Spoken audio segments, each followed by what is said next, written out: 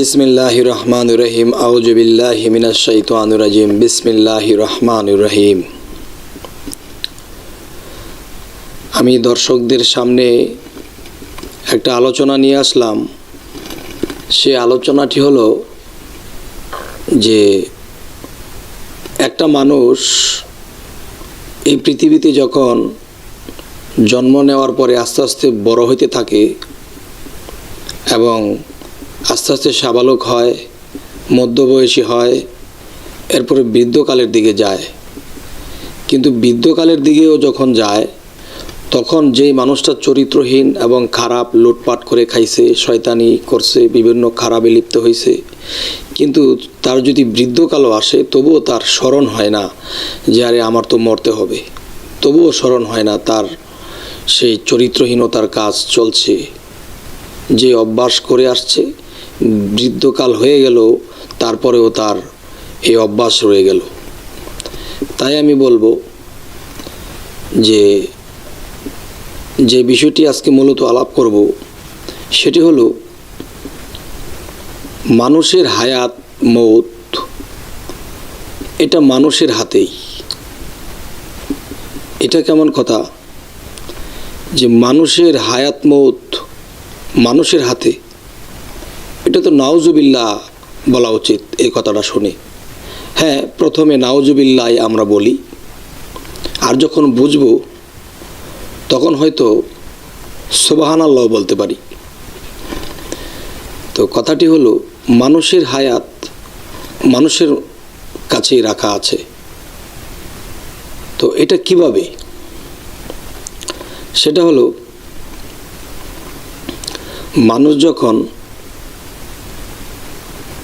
দেখা যায় এই পৃথিবীতে জন্ম নেয়, আল্লাহর সৃষ্টি থেকে শুরু থেকে এই আত্মা সর্বপ্রথমেই আল্লাহর সৃষ্টি করার পরে মানব বান্ডে পরে পাঠাইলেন।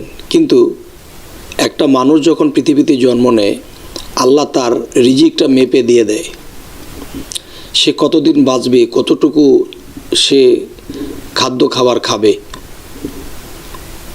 সেই রিজিকটা মেপে আল্লাহ ছেড়ে দেয় জগতে। তখন দেখা যায় একটা মানুষ 2 প্লেট খায়, 3 প্লেট খায়, কেউ 4 প্লেটও খায়। তো এখন কথা হলো, যারা খাদ্য খাবার অতিরিক্ত পরিমাণে খাওয়া দাওয়া করে তখন তার মেদ বুড়ি হয়, শরীর ওজন হয়ে যায়। তখন দেখা গেছে একটা ডাক্তারের কাছে যাওয়া হলো, তার অবস্থা এমন হয়েছে, প্রেশার উঠে যায়, শরীর ওজন হয়ে গেছে, চলাফেরা করতে কষ্ট হয়, তার বয়স হয়ে গেছে 50-55 বছর হয়ে গেছে। এখন ডাক্তার চেক আপ করে বলল যে ভাই, আপনি তো আর 5 মাস বাঁচবেন, এরপরে তো আর বাঁচবেন না। তখন 5 মাস বাঁচবে, ডাক্তাররা চেক আপ করে কথা বলল, এরা তো আর মিথ্যা বলে না, এদের কথা তো সঠিক হয়। তখন সে অনেক ধনবান, অনেক টাকা পয়সা তার কমতি নেই, ভালোই চলে, সংসারে ভালোই খাওয়া দাওয়া করে। আজকে আরামে থেকে ভালো মন্দ খাওয়া দাওয়া করতে করতে শরীর এমন ওজন হয়েছে, এমন অবস্থা হয়েছে, এখন চর্বি জমে গেছে, কখন স্ট্রোক করে বলা যায় না। কিন্তু ডাক্তার যখন বলল যে আপনি আর 5 মাস বাঁচবেন, এরপরে আর বাঁচবেন না, আপনি নির্ঘাত মারা পড়বেন, আপনি ওষুধ নিয়ে যান, কিন্তু এই ওষুধ খেতে থাকেন, কিন্তু এই ওষুধের কোনো গ্যারান্টি নাই। তখন ডাক্তারের কথার উপরে বিশ্বাসে নিয়ে লোকটা বাড়িতে চলে গেল। কিন্তু আগে তার চরিত্র ছিল কি? আগে তার চরিত্র ছিল ওই ইমুকে আমার থেকে বড় লোক হয়ে যাবে, তাকে ড্যামেজ করে দেওয়া দরকার, তার সম্পদ কিছু আমার আয়ত্তে নিয়ে আসবো। ইমুকের মেয়েটা বড় হয়েছে, এই যে ভালো জায়গায় বিবাহ না দিতে পারে, বা ভালো কোনো ধনবান জামাইয়ের কাছে যদি বিয়া শাদী দেয় তাহলে আমার থেকে সে ধনবান হয়ে যাবে, তার নিচে নামানোর ব্যবস্থা করতো। মানে যত খারাপে লিপ্ত হইতো। তো যখন ডাক্তার সাহেব এই কথা বলে দিল যে আপনি 5 মাস বাঁচবেন, এর বেশি বাঁচবেন না, তখন তিনি বাড়িতে আইসা কোনো খারাপ কাজে আর যায় না। তার চিন্তা হলো দিন গোনা, 5 মাস আমি বাঁচবো আর বাঁচবো না। তখন সে চিন্তা করে, হে আল্লাহ, কত পাপ করেছি, কত জঘন্য কাজ করেছি, কত মানুষের ক্ষতি করেছি। হে আল্লাহ, হে আল্লাহ, আল্লাহু আল্লাহু আল্লাহু, আল্লাহ ছাড়া তার মুখে আর কোনো কথা নাই। শুধু এখন সে খালি গুনতেছে তার 5 মাস শেষ হইলে সে মারা যাবে। এখন মানুষে ডাকে, আসো ভাই আমরা এই কাজটা করি, এই মানুষের লুটপাটটা করে আছি। সে বলে, বাবা আমার দ্বারা আর হবে না, আমি আর বেশি দিন বাঁচব না। তখন সর্বসময় সে আল্লাহু আল্লাহু আল্লাহু আল্লাহু করতেছে। তাহলে আল্লাহ ছাড়া কোনো কথা নাই, নামাজ ছাড়া কোনো কথা নাই। সে এখন নামাজ পড়ে, সে কেমন আর খাবার মুখেও তুলতে পারে না, খাইতে পারে না। হায় হায় আমি তো মারা যাব, হায় হায় আমি তো মারা যাব, খাবারও মুখে তুলতে পারে না। এমন করতে করতে সে 4 মাস থেকে 4.5 মাস কাটলো। হায় হায় রে, আর 15 দিন আমার হাতে আছে। কিন্তু সে না খাইতে না খাইতে একদম শুকায় গেছে, খাবার মুখে ওঠে না। হারে খাইয়া শরীর বানাইয়া আর কি হবে আমার, আমি তো মারা যাব, হারে আর 15 দিন বাকি আছে। এই সময়ে শরীরটা একটু ডিস্টার্ব দিল। তখন দৌড়ে সেই ডাক্তারের কাছে আবার গেল। আবার যখন গেল তখন ডাক্তার সাহেবকে বলতেছে, ডাক্তার সাহেব কত ভুল বেদবি করছি, মাফ করে দিবেন, আমি তো আর 15 দিন বাঁচবো, আমি তো আর বাঁচব না।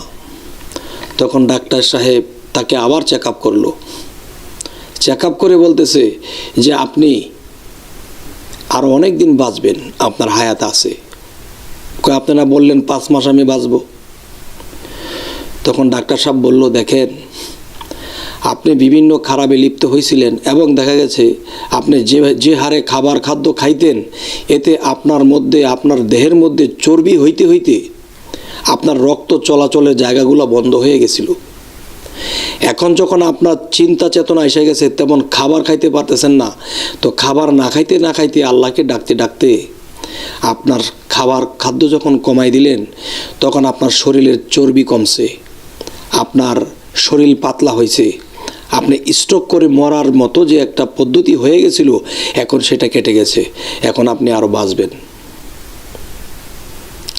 তাহলে বোঝা গেল মানুষ ভালো খাইলে আর বেশি খাইলে মানুষ বাঁচে না, মানুষ মরে।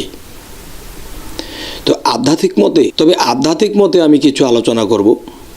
সে আলোচনাগুলো হলো যে মানুষের হায়াত মানুষের হাতে আল্লাহ দিয়ে দিছে, কিন্তু আমাদের কুকর্মের কারণে আমরা তাড়াতাড়ি মরি, কিংবা কুকর্মের কারণে আমরা পাপিষ্ট হই, এবং লোভ লালসার কারণে আমরা তাড়াতাড়ি মরি। লোভে পাপ, পাপে মৃত্যু, কথাটা পূর্ণই সত্য। যে আরেকটা বিষয় হলো যে মানুষের হায়াতটা আল্লাহ মানুষের মধ্যেও কিছু কিছু বিষয়ে রাখছে। সেটা কিভাবে? মানুষ যখন পৃথিবীতে জন্ম নিল, তখন কিন্তু আল্লাহ তার রিজিকটা মেপে দিল কি, যে সে 60 বৎসরের হায়াত নিয়ে আসছে আল্লাহর কাছ থেকে, কেউ 70 বৎসরের হায়াত নিয়ে আসছে।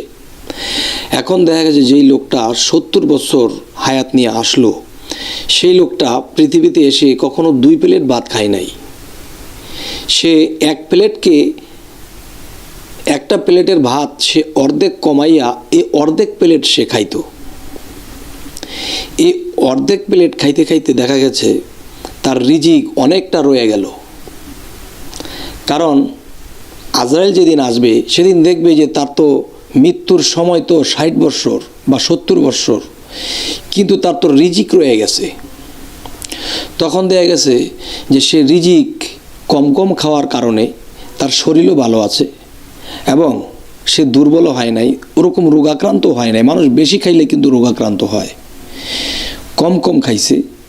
তখন দেখা গেছে যে তার যে খাবার কমায় কমায় রাখতো, সেই খাবারগুলো তার জমা রয়ে গেছে, সেই খাবারগুলো এখনও খাওয়া হয় নাই। তখন আজরাইল দেখলো যে তার হয়তো 70 বছরের হায়াত দেওয়া হয়েছিল, কিন্তু সে তো খাবারকে রেখে রেখে খাইছে, তাই এই খাবারগুলো শেষ না হওয়া পর্যন্ত তার মৃত্যু হবে না। তাহলে আল্লাহ তো আমাকে 60 থেকে 70 বছর বয়স দিল, কিন্তু আমার মুখের খাবার আমি সামনে 1 প্লেট 2 প্লেট 3 প্লেট হাজির হয়েছে, কিন্তু আমি আধা প্লেট খাইছি, আর আধা প্লেট আমি কোনো গরিব মিসকিনকে দিলাম বা আমি জমা রাখলাম। তখন যতদিন পর্যন্ত আমার রিজিক না শেষ হবে, ততদিন পর্যন্ত আমি খেতে পারবো, আমি বাঁচতে পারবো। এই দিক দিয়ে বলা হয়েছে আল্লাহ মানুষের হায়াতটা মানুষের কাছে কিছু কিছু বিষয়ে রাখছে, কিন্তু মানুষ এটা বোঝে না। মানুষ যা পায় তা খায়, এক প্লেটের জায়গায় 3 প্লেট খায়। তখন এই মানুষটা খাইতে খাইতে তখন তার দেহের ভিতরে চর্বি হইতে হইতে সে অকালে মৃত্যুবরণ করে। ওই যে লোকটা, সে বেশি বেশি খাইতো, মেদ বুড়ি হয়ে গেছে, এখন রক্ত চলাচল করার মতো রক্ত যে চলবে সেই জায়গাটুকুও নেই, রক্ত চিপা হয়ে গেছে, চর্বিতে ভরপুর হয়ে গেছে। এখন এই লোকটা যখন আবার না খাওয়া শুরু করে দিছে, চিন্তা চেতনা করতে করতে যখন হায়রে আমি মারা যাব, আল্লাহকে বেশি বেশি স্মরণ করতেছে, হায়রে আমি মারা যাব, তখন খাবারও মুখে ওঠে না। তখন আস্তে আস্তে লোকটা শুকায় গেল। তখন কিন্তু তার রক্ত চলাচলের জায়গা চর্বি কমে গেল, আর রক্ত চলাচল এখন ভালো করতেছে, সে আগের থেকে সুস্থতা অনুভব করে, তার হায়াত বাড়িয়ে গেল। কারণ কি? তার রিজিক কম খাইছে। তাহলে এই জগতে মানুষ না খায়া মরে না, দেখা গেছে মানুষ খাইয়াই মরে। যে মানুষ যদি বুঝতে পারতো যে আমি শুধু ভাত খাই না 1 প্লেট, আমি অতিরিক্ত যখন খাবো তখন এই ভাতের সাথে আমার হায়াতটাকেও আমি খাইয়া ফেলাই।